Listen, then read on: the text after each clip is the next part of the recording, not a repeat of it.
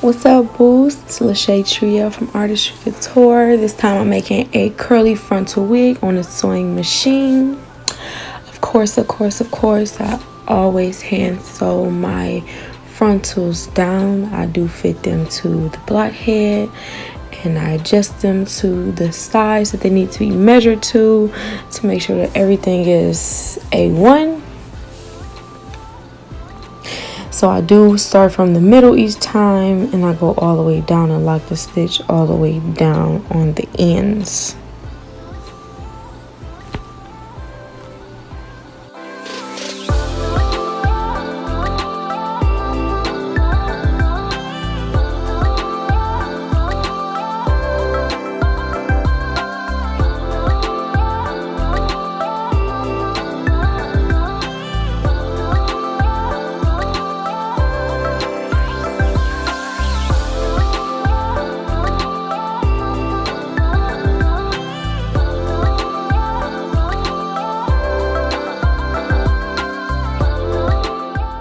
Now that that's all done, here's what it looks like after I'm finished.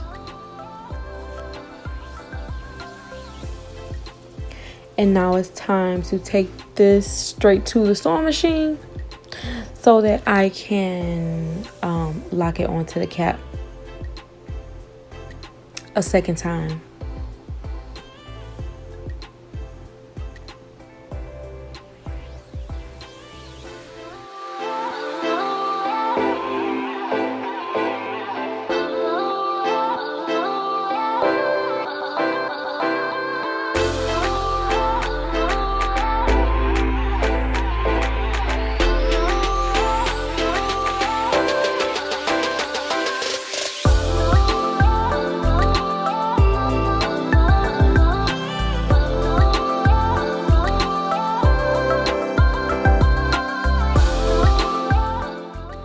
Now that I have that all nice and sturdy, I'm going to go ahead and cut this off to make sure that the cap fits correctly.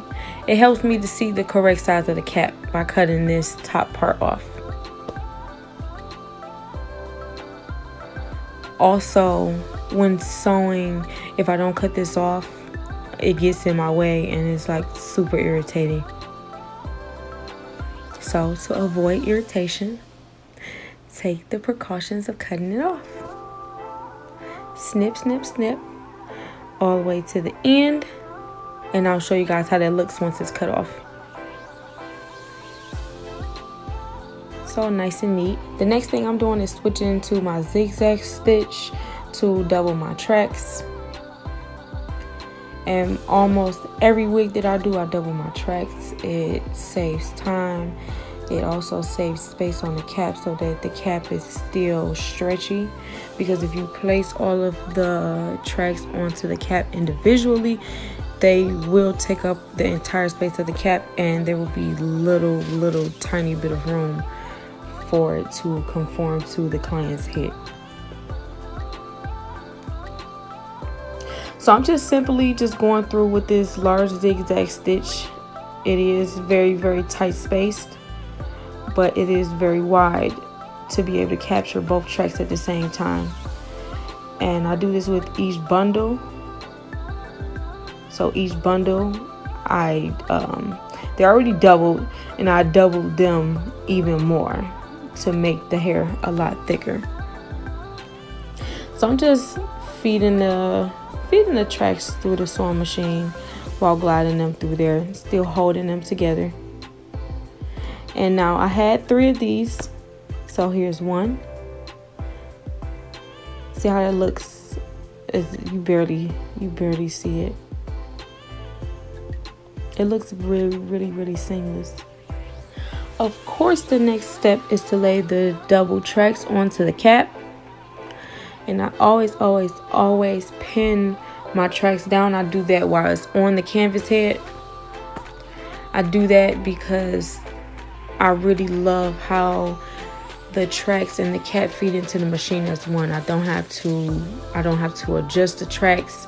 I don't have to worry about them moving. I don't have to worry about them not being where I want them to be. I don't have to worry about the cap jamming up, bumping up, none of that. And I get none of that with this method. Like, they lay flat, everything comes out correctly.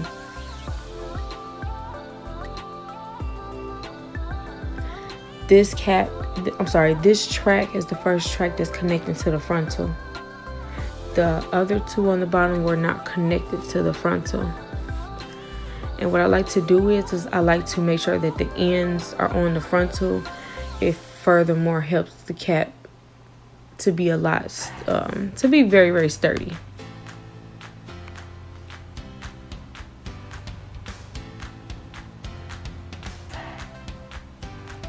And those are the results. So when I get here above the elastic band, I'm going to start pinning them up in the C section and making sure that all the tracks are going up in a C-shaped form until I get up to this part, and then I'm going to go across. And of course, I'm going to pin that down. And if you're going to use this pin down method, please be careful, because you are liable to jam the needle if you're moving too fast, too early. I can move through this very, very fast because I use this method on absolutely every wig that I make. So just take your time in the very beginning, and after a while, once you get the hang of it, you'll be zooming through the wigs just like I am. So I'm just gonna run through the rest of this cap, lay all the tracks down, and like I said, I'm going back and forth, pinning them down, sewing them down, pin, sew, pin, sew, pin, sew.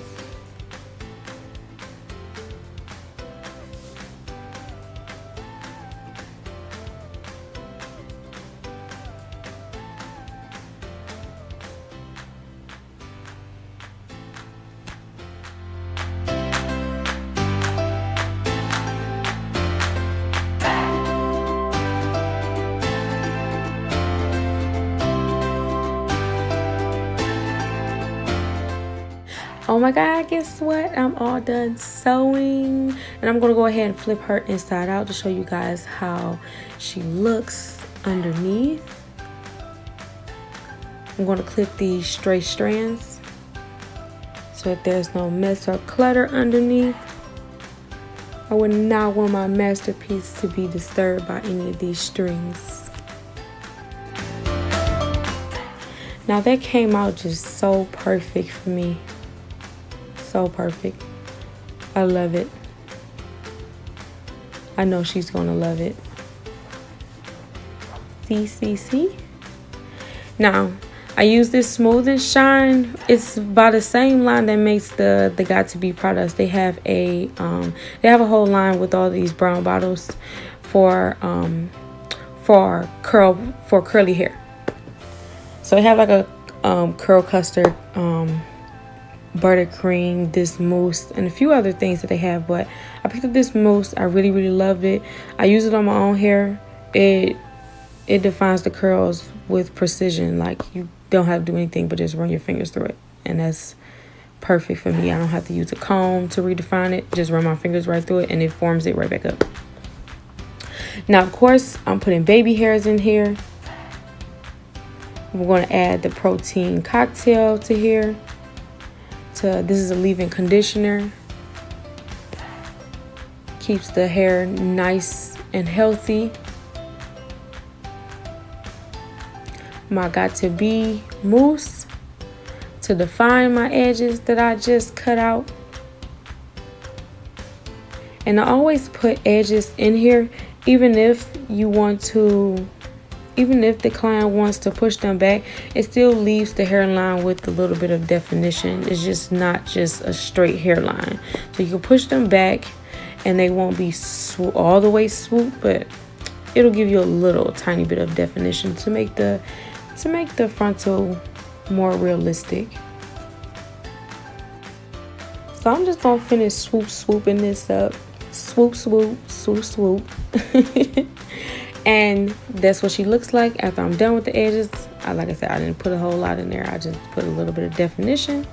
And I'm putting this wrap on here to lay the edges down so as she dries. Oh my God. And this is how she looks when she's done. Oh, she is so cute. Like, I need to make this for myself. Y'all need to make this for myself. But You guys can also message me if you want me to make a wig for you. You can also follow me on Facebook and Instagram, and do not forget to subscribe to my channel. I don't have to ask you to like the video. I know you already loved it. Just make sure you subscribe so you don't miss out on any more. See you guys next time. Bye.